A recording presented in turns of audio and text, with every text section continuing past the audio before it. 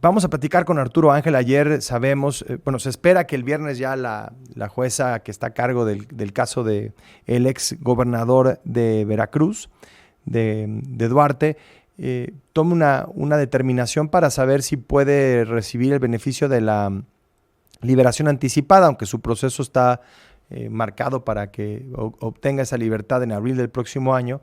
Pues se ha presentado esta posibilidad. Y Arturo, qué gusto saludarte. Tú has hablado de Duarte como el priista perfecto. Cuéntanos, ¿por qué?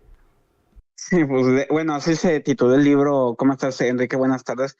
Pues ya desde que publiqué hace ya, híjole, como 6, 7 años más o Sí, menos, sí, ¿no? sí. A partir de aquel reportaje inicial de las empresas fantasma, ¿no? En Veracruz y todo ello. Pues mira, porque, a ver, Duarte en realidad en ese momento, y me acuerdo que con Random House escogimos ese título, porque era, pues, déjame decirlo así, la culminación para mal de un sistema que pues durante muchos años y décadas se había parado en Veracruz, pero también en otros lados, pues se había dedicado prácticamente a, más allá del trato clientelar del electorado, Enrique, pues al saqueo sistemático de recursos, ¿no?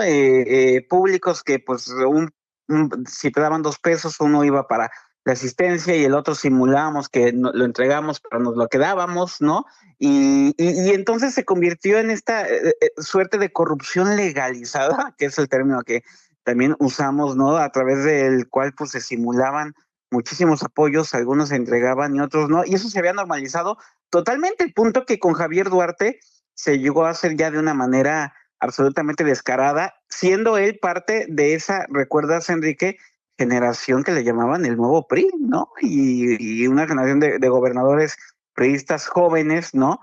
Pero que todos terminaron acompañando, por cierto, al presidente Peña Nieto, y que todos terminaron, la mayoría de ellos, con cuentas pendientes ante la justicia. Entonces, pues creo que los datos hablan por sí solos. La administración de Javier Duarte, pues acumula pues, una escandalosísima cifra de observaciones por malos manejos hechos por la Auditoría Superior de la Federación, más de 62,000 millones de pesos de dinero federal que se entregó a Veracruz durante los 6 años que él gobernó y que terminaron pues en otras cosas menos en las acciones de salud, educación, desastres naturales, programas sociales, obras, todo para eso que estaba etiquetado, ¿no? Se desvió y se desvió pues de una manera como prácticamente como política pública, Enrique, porque pues lo que declaró el que fue tesorero muchos años de Veracruz en el gobierno de Duarte, que luego se volvió testigo colaborador de la entonces PGR, pues es que Duarte publicó en la Gaceta Oficial del Estado desde su primer año que pues facultaba a sus secretarios de administraciones y finanzas a que si había una necesidad urgente que atender del gasto para el Estado, pues que se podría, obviamente esto con un lenguaje técnico, echar mano de los fondos federales y cubrir eso. Bueno, pues eso ya de entrada estaba mal, pero lo que narra el tesorero además es que muchos de esos malos manejos que directamente llegó a instruirle a él Duarte o a través de los secretarios de finanzas, pues se terminó utilizando también para toda suerte de actos de corrupción, compra de casas, trajes, fiestas, bienes, bueno, en fin, bueno, todo ello pues da esta estratosférica cifra de 62,000 millones, más de 70, en total 71 denuncias presentadas por la Auditoría Superior de la Federación ante la PGR, pero pues que para variar, Enrique, aún siendo de ese nivel de escandalosa la cifra, y aún fíjate, la han repetido los fiscales en estas audiencias esta semana, ¿no? Pues nunca se transformó en acusaciones firmes y ahora tenemos a Javier Duarte con un pie, pues prácticamente con pie y medio en la calle, diría yo. Sí, sí, sí. Déjame hacer una pausa muy breve, Arturo, y si quieres, regresamos al tema de toda una generación de priistas, ¿no? Que Sí. están en eso, o sea, lo de Duarte, lo de Borge y otros que se suman a esa lista y lo que representa. Ya volvemos en tiempo real. Ya estamos de regreso en tiempo real en conversación con Arturo Ángel. Decíamos, Arturo, antes de la pausa, pues el tema de Javier Duarte es parte de una historia o un capítulo en una historia que protagonizan también otros, en su momento, jóvenes priistas. Sí, sí. Y que terminaron en lo mismo, una generación entera. Lo que trato de preguntarte es, ¿qué, estos personajes, ¿cómo se explican en el momento político que está viviendo el país? son el producto también de esa borrachera de poder, de corrupción, de excesos que llevó al fin del PRI, que hoy gobierna en 2 estados y con liderazgos pues, no necesariamente que vienen desde el centro del partido. ¿Y qué lecciones deja esto también para un partido como Morena, en donde pues claramente hay elementos que han incurrido en los abusos, en la corrupción, en el robo, y ahí siguen vivitos y coleando? Totalmente, sí, yo, fíjate que me acuerdo incluso cuando para ese libro de Duarte Presta Perfecto, llegué a entrevistar, aunque nunca quise que apareciera su nombre, pero durante varias horas con Fidel Herrera, que fue, en parte se le atribuía, pues ser el creador o el padrino de Javier Duarte, ¿no? Otro priista, pero más de esa vieja guardia, ¿no? Y me decía Fidel Herrera que él, que veía en Javier Duarte, pues, o por lo menos que eso era lo que creían, porque evidentemente esta entrevista cuando le hicimos, pues ya se sabía todo lo que había ocurrido en Veracruz.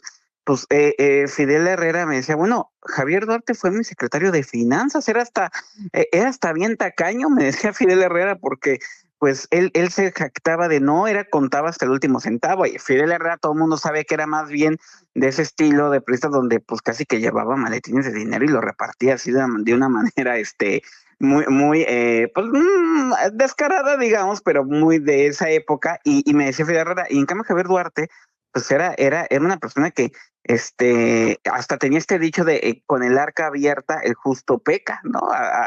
Refiriendo a que el presupuesto hay que manejarlo con responsabilidad, o si no, pues se va al traste. Pero pues justo, o sea, se veía en ese Javier Duarte y en César Duarte en Chihuahua y en Roberto Borges en Quintana Roo y en Rodrigo Medina en Nuevo León. Pues me parece que este pináculo de como de tecnócratas, déjame decirlo así, Enrique, ¿no? Que presumían un manejo muchísimo más responsable de los recursos, o por lo menos no acarrear esos vicios de las estructuras viejas, pero pues que me parece, y es una cosa que a mí se me quedó mucho de la conversación con Fidel Herrera cuando hacía esta reflexión sobre Duarte, que en realidad actuó con mucha soberbia, ¿no? No solamente se trataba de el alejamiento con el pueblo, porque, por ejemplo, Fidel Herrera siguió siendo una figura pese a todo y pese a lo que se dijo de los nexos con la delincuencia y que dejó Veracruz también quebrado. Fidel Herrera siguió siendo una figura que muchos en Veracruz recordaban pues hasta con cierta empatía, todo lo contrario a Javier Duarte. Entonces yo creo que fue mucha soberbia, Enrique. O sea, ya haciendo la reflexión de lo que fue el Javier Duarte y esas figuras, me parece que esta inercia de este relevo generacional y pensar que pues, con llegar ya a lo mejor no habiendo necesariamente recorrido con las calles o las estructuras o los barrios como lo habían hecho los viejos priistas, sino más bien esta generación que venía de las universidades, porque ahí también estaba, por ejemplo, no solo gobernadores, Emilio Lozoya era parte de esa nueva generación que se presumía, y miren qué quedó, ¿no? Entonces me parece que mucho soberbia y mucho alejamiento ya de lo que era el trato social, y pues desafortunadamente, además, perfeccionando los esquemas que ya había de antes de corrupción y que llevó a estas figuras no solamente a tener problemas con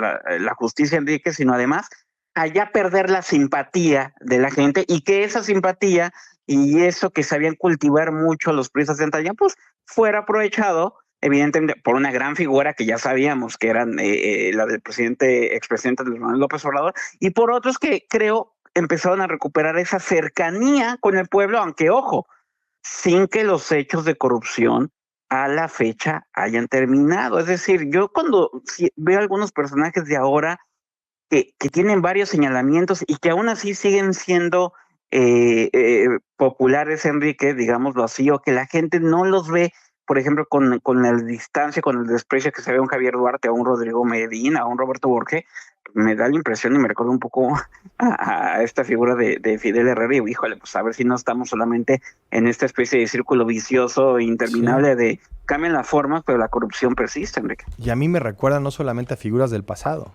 también a muchos gobernadores actuales, a líderes del partido hegemónico que han incurrido también en estos excesos de poder, en esta soberbia, en este enriquecimiento ilícito. en estas relaciones con intereses que no son los intereses del país y que están ahí en la impunidad total. Y ojo, ese es el verdadero elemento de malestar social en este país. Corrupción, malos manejos, ineficiencia, existe en todo el mundo. El problema es que en México no se castiga. Y con una gran diferencia, creo que del momento que ocurrió con Peña Nieto, que es que en ese sexenio de Peña Nieto, como sea Enrique, había instituciones o herramientas de rendición de cuentas que se habían fortalecido. No, pues está en la cárcel Duarte. Para la propia auditoría. Y ahora, pues si uno ve dónde está la auditoría, o sea, Javier Duarte, 71 denuncias, como sea lo denunciaban, ¿no? No, y acabó en la cárcel. Ahí está, sí, totalmente. Y otros. Totalmente. El punto es, totalmente. ¿Qué gobernador acusado o político, ¿no? de Morena, al que se le han presentado pruebas sobre irregularidades, está siendo sujeto de ese proceso, del debido proceso legal que se debe de seguir? La impunidad está ahí. Y eso, por eso me parecía tan relevante entrarle al tema. Querido Arturo Ángel, como siempre, un gusto escucharte. Te mando un abrazote. No, siempre me gusta platicar contigo, Enrique. Buenas tardes. Muy bueno.